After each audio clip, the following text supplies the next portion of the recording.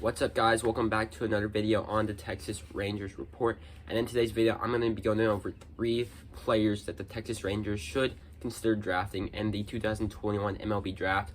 I did make a video on this topic earlier in the offseason, but I thought that with the MLB Draft coming up sooner, I thought I should update this video. So the first guy on this list is Kumar Rocker, the Vanderbilt Ace, if you will. They do have 2 aces on that staff.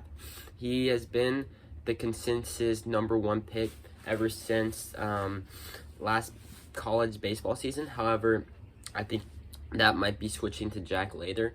However, Kumar Rocker is an extremely good prospect as well. He throws 100 with his fastball. He has a deadly slider. However, some of the things that concern me is his command. He gets a little wild at times. However, it's not terrible, and he's not as athletic as some of the other prospects in this draft. However, he is still worthy of a #2 overall selection.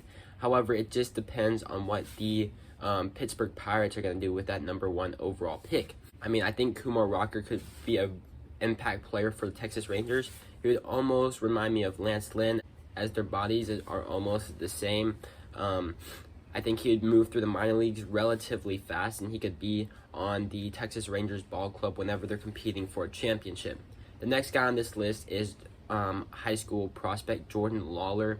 He is probably the top position player in the draft, the top high school player in the draft, the top shortstop in the draft. And he's definitely worthy of a #2 overall selection.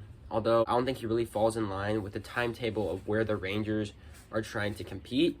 I mean, he would be a great player nonetheless, but he'd probably take 4 to 5 years to develop in the minors rather than taking one of the top college arms who would only probably take 2 to 3 years to develop.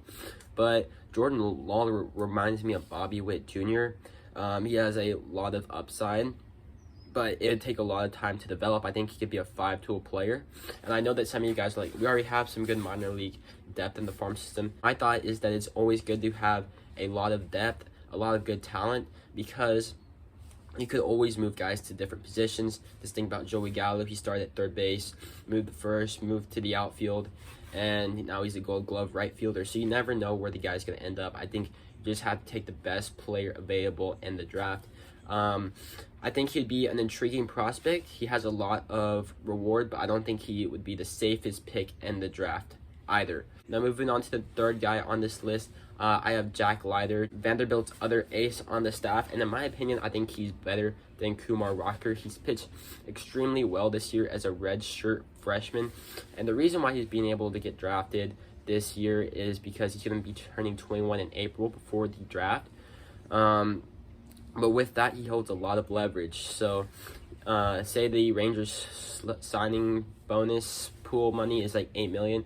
Leiter could ask for $9 million because he could easily go back to college for his redshirt sophomore year, and he can just keep on going back to college because he has so much leverage. I think he could be the #1 pick by the Pittsburgh Pirates, and I wouldn't mind if the Rangers took him either because I love his athleticism. He has a great fastball, a great changeup, a great curveball, and he commands all of his pitches extremely well.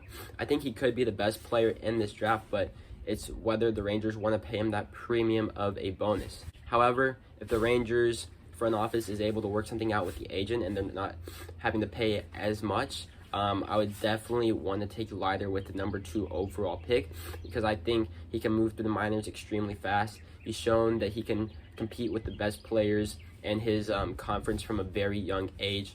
And I think he could really help out on the Rangers' next competing ball clubs, because you could have Dane Dunning, Cole Winn, Hans Krause, and Jack Leiter. I think that would be a very good rotation. And then you would throw on a #5, maybe a free agent or somebody else that's already in the minor leagues. I think that could be a really good rotation, and we could make deep runs in the playoffs with Leiter. So Leiter is who I would want to take. However, I wouldn't mind Kumar Rocker as well, and I wouldn't even mind Jordan Lawler. He would just take a little bit more time to develop. However, I think if you want a safe pick, take either Jack Leiter or Kumar Rocker.